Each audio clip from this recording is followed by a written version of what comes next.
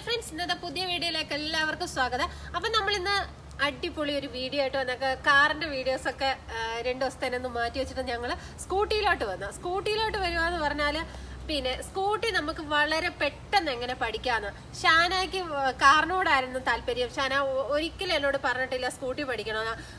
ഒരു ദിവസം കൊണ്ട് ഷാന മാറി മറിഞ്ഞു. ഷാനയ്ക്ക് സ്കൂട്ടി പഠിക്കണമെന്നായി. ഷാന 2-3 ദിവസം ഒന്ന് മെനക്കെട്ടപ്പോഴത്തേനും ഷാന നല്ലൊരു സ്കൂട്ടി ഡ്രൈവറും കൂടിയായി.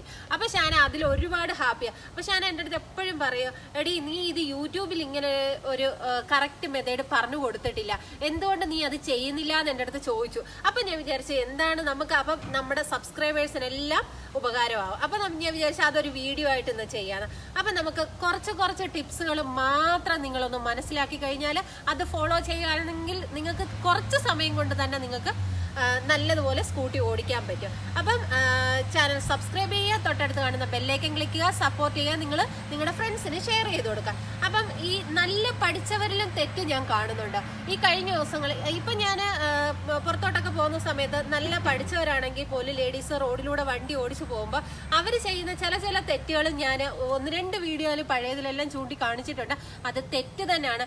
ഈ കഴിഞ്ഞ ദിവസം ഞാൻ കണ്ടേന്ന് പറഞ്ഞാൽ, ഞാൻ കൊട്ടാരക്കര പോയിക്കൊണ്ടിരുന്നു. അപ്പൊ ഡ്രൈവ് ചെയ്ത് പോയിക്കൊണ്ടിരിക്കുക. അപ്പം ഒരു ലേഡി, ഒരു ചെറിയൊരു പെൺകുട്ടിയാണ് ഇങ്ങനെ ഓടിച്ചോണ്ട് പോവാ.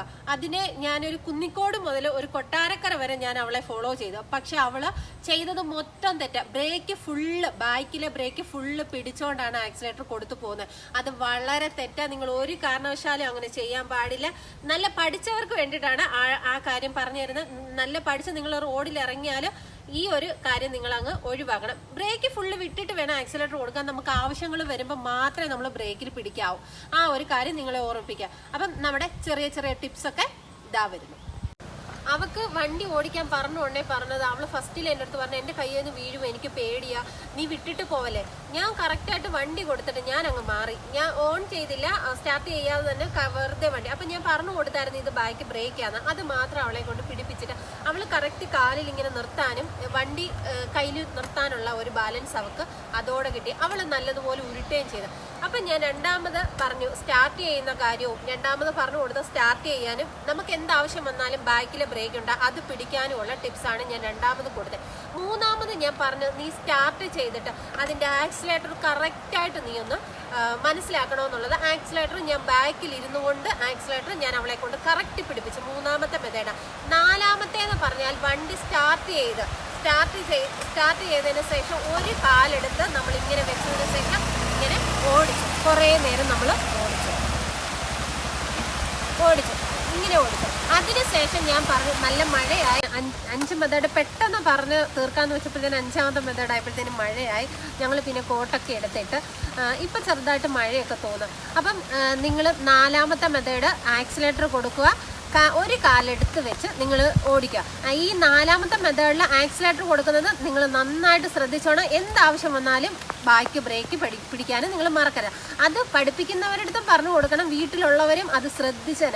നമുക്കിപ്പം മുമ്പിൽ എന്തെങ്കിലും ഒരു ഡൗട്ടോ കാര്യങ്ങളോ ഉണ്ടെങ്കിൽ നിങ്ങൾ തീർച്ചയായിട്ടും നിങ്ങൾ ഈ ബ്രേക്ക് ശ്രദ്ധിക്കുക, അതുപോലെ ആക്സിലേറ്റർ ശ്രദ്ധിക്കുക. ഈ 2 കാര്യമാണ് ഈ സ്കൂട്ടിയിൽ പഠിക്കുമ്പോൾ ഏറ്റവും ശ്രദ്ധിക്കേണ്ട കാര്യങ്ങൾ. അപ്പം അടുത്തതെന്ന് പറഞ്ഞാൽ 5ാമത്തെ മെത്തേഡ് നിങ്ങൾ സുഖമായിട്ട് 2 കാലും എടുത്ത് വെച്ച് ആക്സിലേറ്റർ കൊടുത്ത് നിങ്ങൾ പോവുക. ഈ 5 മെത്തേഡ് ഫോളോ ചെയ്ത് കഴിഞ്ഞാൽ തീർച്ചയായിട്ടും നിങ്ങൾക്ക് തന്നെ വീട്ടിൽ ഡ്രൈവിംഗ് പഠിക്കാം.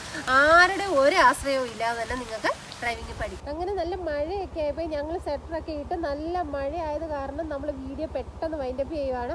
എന്നാലും നമുക്ക് പറ്റുന്ന എല്ലാ ടിപ്സും കാര്യങ്ങളും ഒക്കെ നമ്മൾ പറഞ്ഞിട്ടുണ്ട്. അപ്പം ഇന്നത്തെ വീഡിയോ ഇത്രയൊക്കെ.